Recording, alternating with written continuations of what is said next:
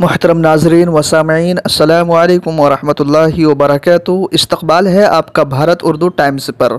अगर आप यूट्यूब पर देख रहे हैं तो चैनल को सब्सक्राइब कीजिए। अगर आप फेसबुक पर देख रहे हैं तो पेज को फॉलो कीजिए। मुसलमानों की सबसे बड़ी तंजीम All India Muslim Personal Law Board का 27वां दो रोज़ा अहम इजलास कानपुर में जारी है, जिसमें एक मरतबा फिर हज़रत मौलाना सैयद राबे हसनी नदवी को इत्तिफ़ाक़ राय से all India Muslim Personal Law Board का सदर मुंतखब किया गया, जबकि जमीयत उलमा हिंद के कौमी सदर और दारुल देवबंद के सदरुल मुदर्रिसीन हज़रत मौलाना सैयद अरशद मदनी को मुस्लिम पर्सनल लॉ बोर्ड का नायब सदर मुंतखब किया गया।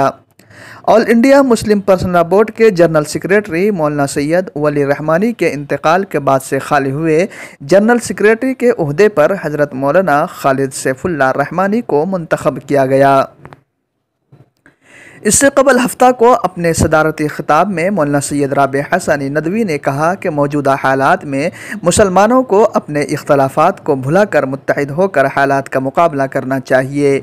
उन्होंने कहा कि मुल्क में अक़लियतों को ज़्यादा फ़िक्र, तवज्जो और मेहनत करने की ज़रूरत होती है। उन्होंने कहा कि इस वक्त मुल्क में अक़लियती तबक़े को कमज़ोर करने की कोशिशें हो रही है, जिसमें हुकूमत भी शामिल है। मौलाना ने कहा कि मुसलमानों को अपनी तालीम और तहज़ीब व तमद्दुन के लिए फ़िक्रमंद रहना चाहिए और अपने इख्तलाफात को उसकी हद से आगे नहीं बढ़ने देना चाहिए। मुस्लिम समाज आज अपने इख्तलाफात के सबब कई तरह की मुश्किलात का सामना कर रहा है। उन्होंने कहा कि समाज का इत्तिहाद कुर्बानी चाहता है, इसलिए सभी को अपने हिस्से का ताउन करना चाहिए। उन्होंने ये भी कहा कि जो काम खामोशी से हो सकते हैं उनकी तशहीर न की जाए, इससे कई मामलात ख़राब हो जाते हैं और मुहिम भी नाकाम होती है। गौरतलब है कि all India Muslim Personal Law board के 3 साला टर्म के लिए एक मरतबा फिर मौलाना सैयद राबे हसनी नदवी को सदर मुंतखब किया गया, जबकि जनरल सेक्रेटरी मौलाना सैयद वली रहमानी के इंतकाल के बाद से उनकी जगह पर मौलाना खालिद सैफुल्लाह रहमानी को मुत्तफ़क़ा तौर पर जनरल सेक्रेटरी मुंतखब किया गया।